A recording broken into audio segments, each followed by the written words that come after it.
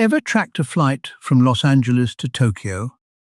The plane makes a giant curve toward Alaska.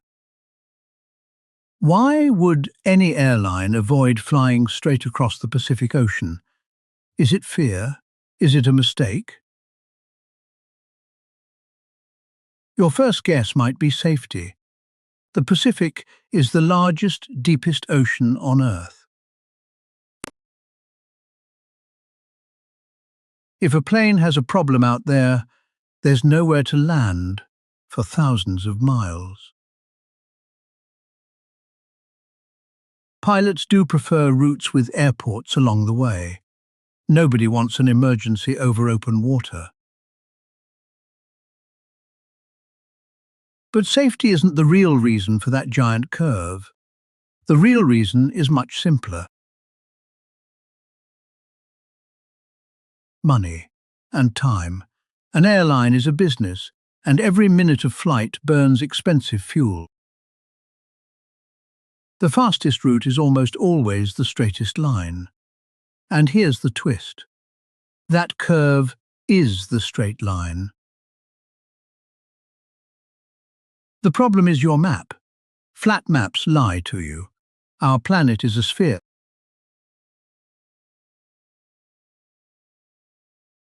Stretch a string between Los Angeles and Tokyo on a globe and pull it tight. The string doesn't follow the flat map's straight line. It bends up toward Alaska.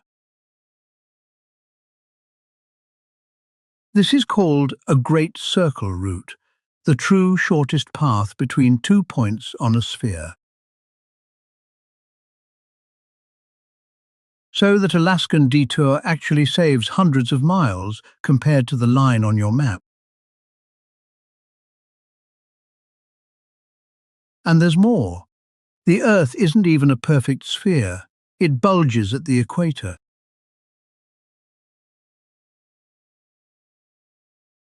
Measure the planet around the poles, about 24,806.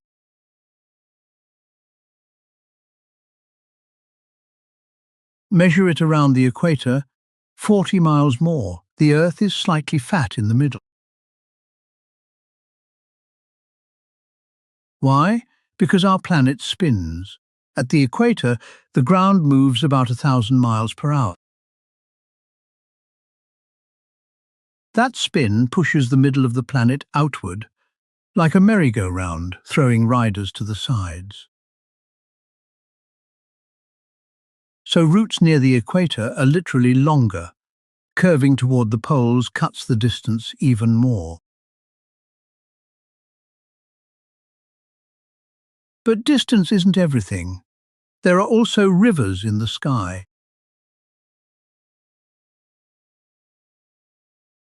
They're called jet streams, high-altitude wind tunnels that can blow at over 200 miles per hour. There are 4 main jet streams, and thanks to Earth's rotation, they mostly flow west to east. Riding a jet stream can shave hours off a flight. Fighting one can add hours.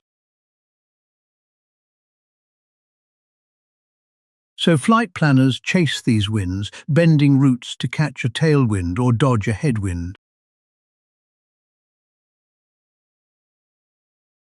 There's also a comfort reason planes sometimes do cross open water: smoother air.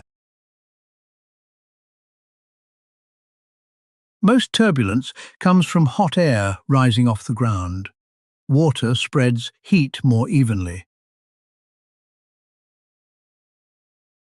That's why ocean crossings often feel calmer than flying over sun-baked land.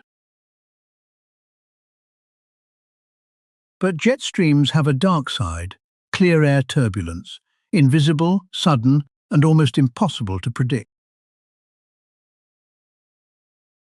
In 1997, a flight from Tokyo to Honolulu hit clear air turbulence without warning.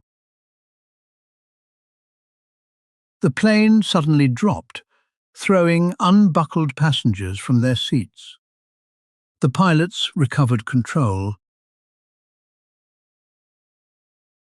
That's why flight paths thread carefully along jet streams, taking the push without the punishment. And it's why the crew keeps repeating that one simple rule: keep your seatbelt fastened.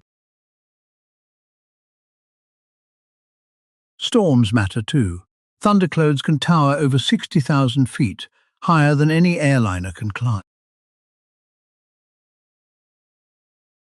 Planes don't fly over big storms, they fly around them, even far out over the ocean.